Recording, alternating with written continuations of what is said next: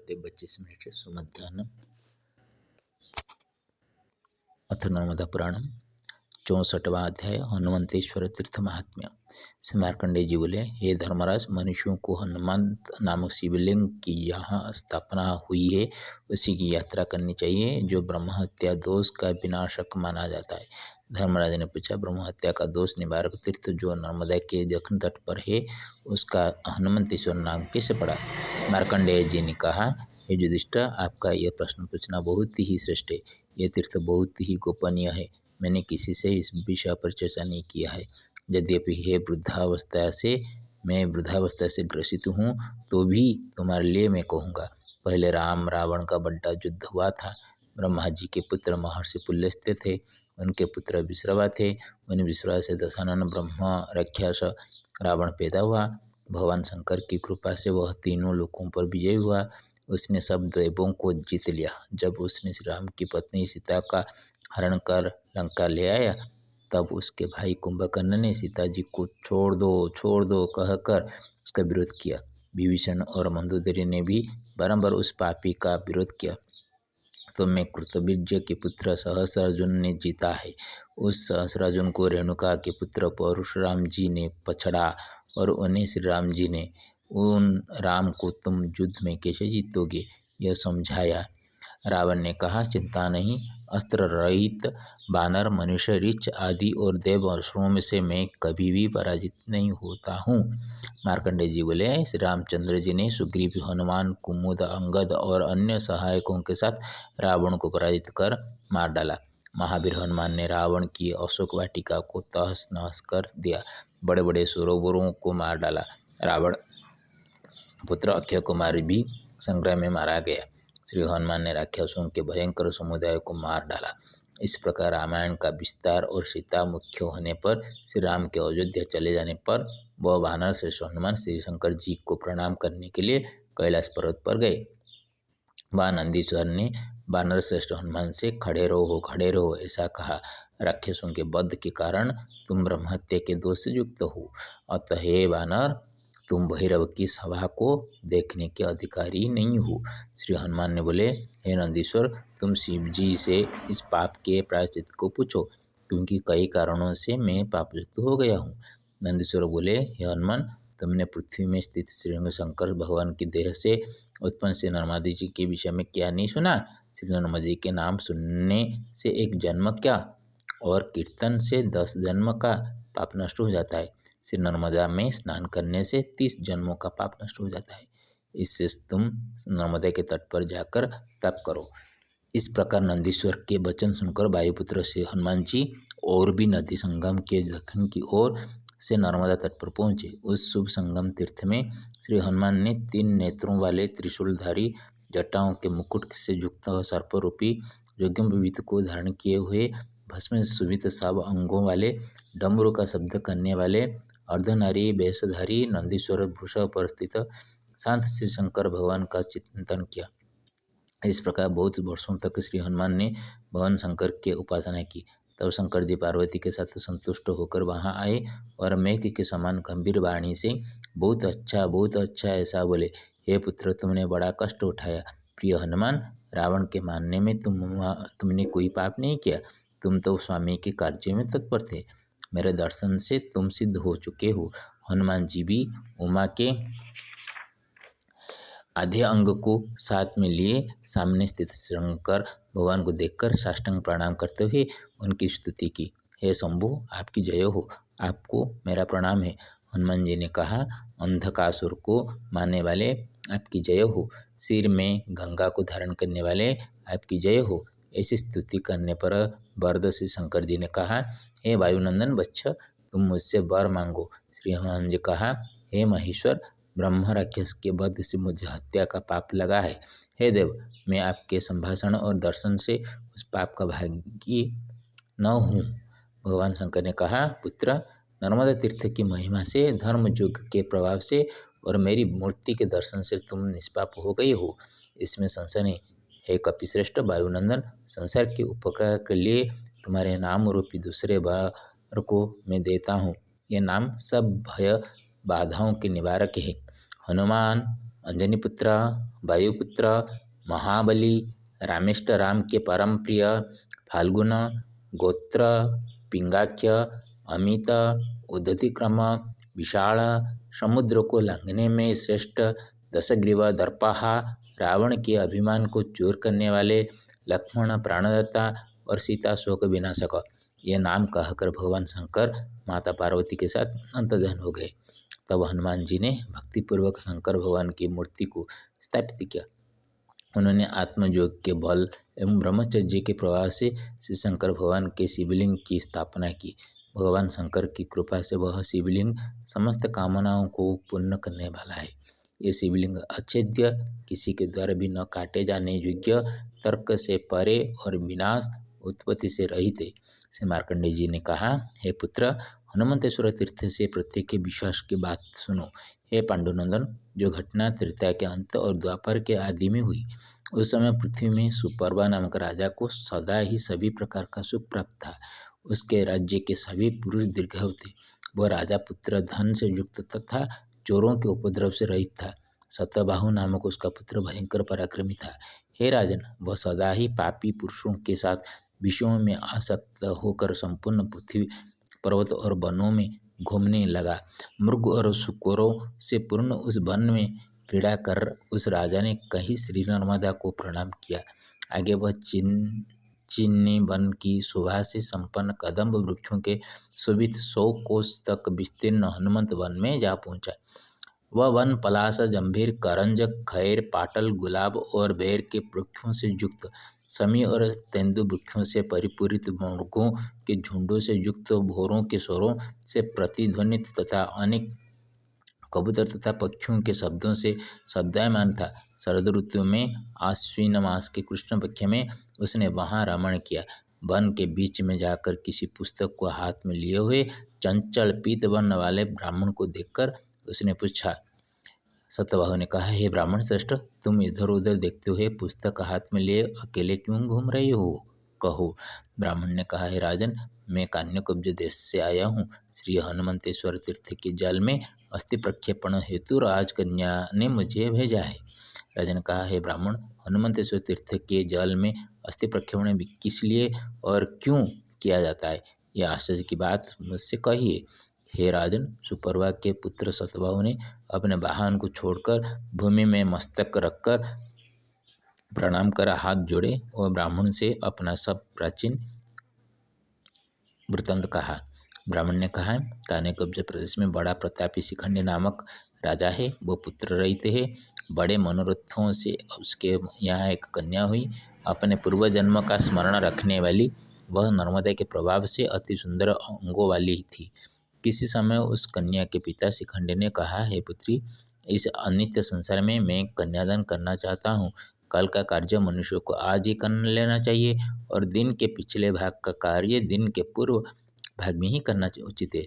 मृत्यु किसी की किए न किए कार्य की प्रतीक्षा नहीं करती। तब पिता से कन्या बोली, पिताजी, मैं जिस समय चाहूँ वहाँ ही तुम कन्यादान करना। पुत्री के इस वचन से वह राजा विस्मित होकर बोला। राजा शिखंडी ने कहा, हे श्रेष्ठ भाग्य वाले पुत्री, तुमने जो आश्चर्यजनक बात कही है वह मुझसे फिर से कहो। पिता के वचन से वह श्रेष्ठ बालिका उनके समीप स्थित हो गई। उस कन्या ने कहा, हे राजन, हनुमंतेश्वर में हुए सब वृत्तांतों का निवेदन करती हूँ कि कलापिनी मयूरी, मोर स्त्री में सब अपने स्वामी के साथ रहती थी। नर्मदा और ओरबी के संगम के निकटवर्ती नर्मदा के तट पर पुण्यप्रद हनुमंत वन में मैं इच्छानुसार किसी समय विहार करने लगी। एक समय रात्रि में देवदार वृक्ष के नीचे अपने पति के साथ सो रही थी। तब वहाँ उस वन में भूखे बहेलिए आए। वध का निंदन करने वाले उन पापियों ने पति से युक्त मुझे देखा और स्वामी के साथ मुझे पासों से बांध लिया, पंखों को जोर से पकड़कर गले को मोड़ दिया। उन बहेलियों ने पति के साथ अग्नि की लपेट में मुझे भूंजकर यथेष्ट मांस को खाकर रात्रि में शयन किए। क्रमशः रात्रि बीत गई। प्रातःकाल गृध्रों को मारने वाले शियारों ने शेष मांस का भक्षण किया। नसों और मांस से लिपटी मेरी शरीर की हड्डी एक मांस भक्की पक्षी लेकर उड़ा। आकाश में उड़ते उसे देखकर दूसरे पक्षी भी वहां आ पहुंचे। झपटते हुए पक्षियों के समूह को देखकर उस पक्षी ने उस हड्डी के टुकड़े को छोड़ दिया। हे राजन, मेरा अस्थि खंड हनुमंतेश्वर तीर्थ में नर्मदा के जल में गिर गया। उस तीर्थ के पुण्य से मैं तुम्हारे यहाँ कन्या के रूप में पैदा हुई हूँ। अपने पिछले जन्म का स्मरण रखने वाली मैं आप जैसे राजा के कुल में उत्पन्न हूँ। हे पिताजी, इससे मैं विवाह की इच्छा नहीं करती। मेरे पति आज विषम दशा में पक्षी मृग आदि जाति में चल रहे हैं। उनका वह अवशिष्ट अस्थि भाग वहीं तीर्थ के समीप होगा। पिताजी, उसे तीर्थ में डालने के लिए शीघ्र ही किसी श्रेष्ठ ब्राह्मण को भेजिए। यह सब कारण मैंने आपसे इसलिए कहा कि मेरे पति विषम स्थिति में पक्षी मृग आदि जाति में इस समय है। पिताजी, यदि किसी को नर्मदा तट पर भेज दो तो मैं उसे स्थान और चिन्हों से युक्त अपने पति को बता दूंगी। राजन, इस प्रकार शिखंडी ने मुझे बुलाया और कहा, मैं तुम्हें 20 गांव दूंगा। तुम नर्मदा के तट पर इस कार्य के लिए जाओ। निर्धन होने के कारण मैंने उस कार्य को स्वीकार कर लिया। कन्या ने मुझसे कहा, हे ब्राह्मण, तुम सब पापों को क्षय करने वाली पुण्य सलीला नर्मदा को जाओ। सोमनाथ के आग्नेय कोण में उत्तम हनुमंतेश्वर नामक तीर्थ है। नर्मदा से आधे कोस में एक बड़ा विशाल बट वृक्ष है। उस बट के समीप करंज और कटहल के वृक्ष हैं। तुम उस बरगद वृक्ष के समीप सूक्ष्म अस्थियों को देखोगे। ये है ब्राह्मण श्रेष्ठ, तुम उन्हें एकत्रित कर नर्मदा जी ले जाना। वहाँ आश्विन मास कृष्ण पक्ष की शिव तिथि चतुर्दशी में भगवान शंकर को भक्तिपूर्वक स्नान कराकर रात्रि में तुम जागरण करना। पुनः प्रातः नाभि तक जल में खड़े होकर उन अस्थियों को वहाँ नर्मदा में उसकी मुक्ति हो ऐसा उच्चारण कर विसर्जित कर देना। अस्थि विसर्जन कर पुनः पापनाशक स्नान करना। ऐसा करने पर उसकी सद्गति होगी। कन्या ने जो कहा वह सब मैंने लिखित कर लिया। हे राजश्रेष्ठ, इस हेतु मैं इस पापनाशक तीर्थ में आया हूँ। उसके बताए तीर्थ की चिन्ह देकर अस्थियों को लेकर मैंने पूर्वोक्त विधान से उन्हें नर्मदा के जल में विसर्जित कर दिया। तब वहाँ फूलों की वर्षा होने लगी और हे पांडुनंदन, साधु साधु शब्द हो रहा था। तभी वहाँ उस पक्षी के लिए दिव्य विमान आया। वह मयूर दिव्य रूपधारी होकर विमान पर चढ़कर स्वर्ग चला गया। हे राजन, हनुमंतेश्वर में ऐसा देखकर ब्राह्मण राजा सतभाहु ने व्रत उपवास किया। भगवान की आराधना में लगे हुए दोनों ने अपने देह को सुखा दिया। सतभाहु और ब्राह्मण भगवान शिव का ध्यान करते हुए वहाँ स्थित हुए। एक पक्ष में ही श्रेष्ठ मन वाले राजा सतभाहु ने मृत्यु को वरण किया। छोटी घंटियों से युक्त जाल की शोभा से संपन्न तब तक विमान आया। हे राजश्रेष्ठ, अति उत्तम, तुम इस विमान पर चढ़ो। तब सतभाहु ने कहा, मुझे उपदेश देने वाले गुरु स्वरूप ब्राह्मण श्रेष्ठ, जब तक आप इसमें नहीं चढ़ते तब तक मैं स्वर्ग मार्ग की ओर नहीं जाऊंगा। अप्सराओं ने कहा, यह ब्राह्मण लोभी है, लोभ से पाप का संग्रह होता है। हे राजन, सत्वगुण का आश्रय लेकर जो हनुमंतेश्वर में मरते हैं वे सब पापों का क्षय करने वाले शिवलोक को जाते हैं। हे राजन, इस ब्राह्मण का पाप क्षय अभी नहीं हुआ है। ब्राह्मण के मन में अपने घर और स्त्री की चिंता अभी लगी हुई है। तब नम्र होकर सतभाहु ब्राह्मण से कहा, ब्राह्मण श्रेष्ठ, अनर्थ के मूल इस लोभ को तुम छोड़ दो। ऐसा कहकर स्वर्ग की कामनाओं से युक्त होकर राजा स्वर्ग गया। कुछ दिनों में ब्राह्मण वैतालिकों के साथ स्वर्ग गया। पूर्व जन्म में कन्या के द्वारा दिए गए अपनी आत्मा का ध्यान चिंतन करते हुए बरही राजा का पुत्र हुआ था। साध्वी उस कन्या ने उसे युवा देखकर पिता की आज्ञा पाकर स्वयंवर में अपने पति उस राजकुमार को पा लिया। श्री मार्कंडेय जी बोले, हे राजश्रेष्ठ, उस तीर्थ में यह वृत्तांत हुआ, इस कारण यह तीर्थ परम पवित्र है। हे राजन, अष्टमी और चतुर्दशी तिथि में सपसम, विशेषतः आश्विन मास में कृष्ण पक्ष की चतुर्दशी में भगवान शंकर को मधु और दुग्ध से, घृत से, खांड मिश्रित दही से और फिर कुछ जल से क्रमशः स्नान कराए। पुनः सुगंधित चंदन से श्री शंकर जी को लेप करे। तत्पश्चात सुगंधित पुष्पों और बिल्व पत्रों से श्री शंकर भगवान का पूजन करे। मुचकुंद, कुंद, जाति, कुश, कास आदि अनेक पुष्पों से, वन पुष्पों से और तत्काल ऋतुओं में होने वाले पुष्पों से श्री हनुमंतेश्वर शिव की श्रद्धा भक्ति से पूजन करे। घृत का दीपक जलावे, उसके अभाव में तेल का दीपक जलावे। वेदों के पारंगम सब लक्षणों से युक्त कुलीन गृहस्थ ब्राह्मणों से साध करावे। योग्य ब्राह्मणों को वस्त्र, अन्न, सुवर्ण से तृप्त करे। नरक में पड़े तो पितृगण स्वर्ग जाएं, ऐसा कहकर ब्राह्मणों को प्रणाम करे। पतित ब्राह्मणों को श्राद्ध में त्याग दे। जिसके घर में अन्य पुरुषों से संबंध रखने वाली स्त्री है, ऐसे पुरुष को श्राद्ध में न बुलाए। जो अपने पति को छोड़कर दूसरे पुरुषों से संग करती है, उसे ब्रुशली कहते हैं। केवल शूद्री ब्रुशली नहीं होती। ब्रह्महत्या, मदिरा पान, गुरु, स्त्री संग, सुवर्ण की चोरी और मित्रद्वयी से उत्पन्न पाप, ये सभी पाप इस तीर्थ के प्रवाह से समूल नष्ट हो जाते हैं, ऐसा शिव जी ने कहा है। मार्कंडेय जी ने बोले, हे बच्चा, बहुत कहने से क्या है, सब पापों से युक्त पुरुष भी ब्राह्मण को दान दे। इस तीर्थ में विशेष रूप से गोदान करना चाहिए, क्योंकि कुंती पुत्र सब दानों से गोदान श्रेष्ठ माना गया है। गोएं सर्वदेव स्वरूपा है और सब देव भी गौ रूपा है। हे राजन, अनेक सिंह के अग्रभाग में नित्य ही इंद्र का निवास है। वक्षस्थल में स्कंद, सिर में ब्रह्मा, भाल में शिव, नेत्रों में चंद्रमा, सूर्यदेव, जिह्वा में सरस्वती और मरुदगण और साध्य जिनके दांत हैं।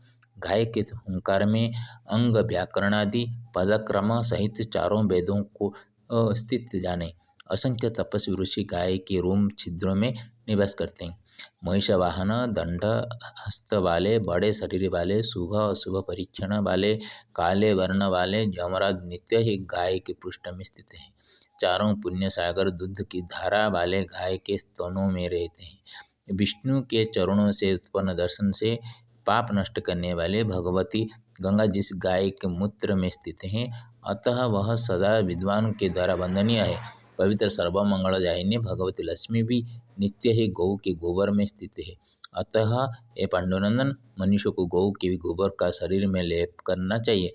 गंधर्व, अप्सरा और नाग गौ के अग्रभाग में स्थित है। भरत वंशोत्पन्न समुद्र पर्यंत पृथ्वी पर जो तीर्थ हैं, वे सब गौ में जानने चाहिए। इस प्रकार गाय सर्वतीर्थमयी है और पंचगव्य गोदुग्ध, गोदधि, गोघृत, गोमूत्र तथा गोबर परम पवित्र है। युधिष्ठिर बोले, गौ सर्वदेवमयी है, वह देवों से सुशोभित है। परंतु हे पूज्य, यह कहिए कि गौ में संपूर्ण देवों का निवास किस प्रकार है। श्री मार्कंडेय जी कहा, भगवान विष्णु सर्वदेवमय है और गौएं विष्णु के शरीर से ही उत्पन्न है। देव भी उन विष्णु के ही शरीर से उत्पन्न है। श्वेत रंग के बहुत दूध देने वाले कपिला वह बछड़े सहित जो अच्छे स्वभाव वाली और श्वेत वस्त्रों से आच्छादित हो, कांसे की दोहिनी से युक्त, सोने से मढ़े सिंह वाली, अत्यंत सुसज्जित करके हनुमंतेश्वर जी के आगे भक्ति से उत्तम सुपात्र विद्वान ब्राह्मण को दान में देना चाहिए। स्वर्ग और अनंत फल चाहने वाले पुरुष को नियम में स्थित होकर वह गाय देनी चाहिए। जो असमर्थ पुरुष गौ का दान करते हैं, वे विष्णु लोक को जाते हैं। हे राजन, वह पुरुष इस लोक में आकर सुपात्र ब्राह्मण के घर में गुण, विद्या, धन और संपत्ति से युक्त पुत्र के रूप में उत्पन्न होता है। हे राजन, सब पापों के हरने वाले हनुमंतेश्वर तीर्थ की कथा सुनते हुए मनुष्य वर्ण संकर्य से होने वाले पाप से छूट जाते हैं। दूर रहते हुए भी इस तीर्थ का चिंतन करने वाला और उस तीर्थ का दर्शन करने वाला दोनों सब पापों से मुक्त हो जाते हैं। इसमें कुछ भी संशय नहीं है। मया रचितं संस्कृतेन अथ नर्मदापुराणं चतुष्षष्टि अध्याय हनुमंतेश्वर तीर्थस्य महात्म्य। मार्कंडेय मुनिर्भक्ता श्रोतास्ति च युधिष्ठिर हनुमंतेश्वर लिंग महात्म्यं श्रावयति च। ब्रह्मपुत्रश्च पुलस्त्यो तस्य सुतश्च विश्रवा, विश्रवासुतश्च जातो रावणनामदनुज। श्रीराम शत्रुतां कृत्वा सीताहरणमनसा मन्दकृत्येन बबध्य चासीत् रामशरेण वै। त्रेतायां युद्धवेलायां प्रभुभक्तो हनुमत् राक्षसहननाद्वेषी शङ्करदर्शनाद्विना नन्दिनावारणेनासौ कारणान्विष्यन्यतं निर्धारितेन तपोग्रि नर्मदातटमाश्रिता। प्रसन्नचित्तशिवेन सुभाषिषार्जितं मधु तेन मधुस्वरूपेण हनुमन्तश्च सार्थकः। पुरातनी कथेकापि श्रूयते पौराणिकै च श्रोतात् त्रेतान्ते द्वापरारम्भे च सुपर्वा राजधार्मिक तस्य सुतश्च पापी च शतबाहुरिति युवा ब्राह्मणशोभनभागे विप्रमेकं च ददर्श वृथाटनं कथं भूतं करोषि निर्जनवने तश्रुता ब्राह्मणेनोक्तं शिखण्डिराजदुहितु आदेशेन मया गत्य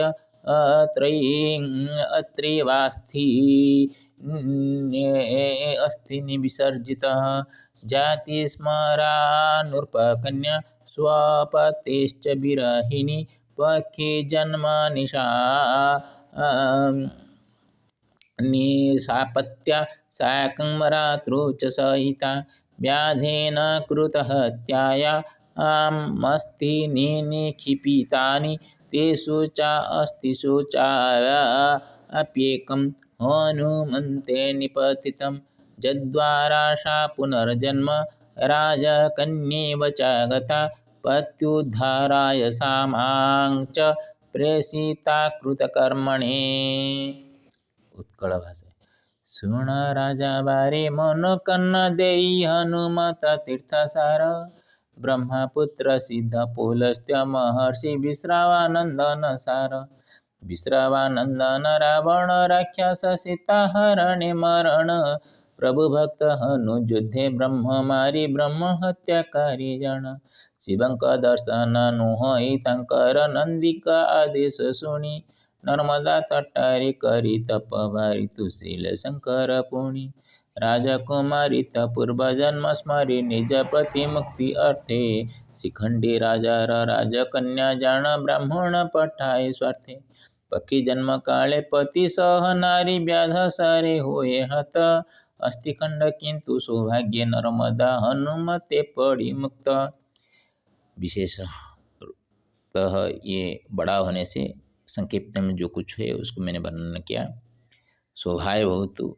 ओम नमो नर्मदाय, ओम नमो नर्मदा बुद्धेश्वराय नमो नमः, ओम नमो नर्मदा बुद्धेश्वराय नमो नमः।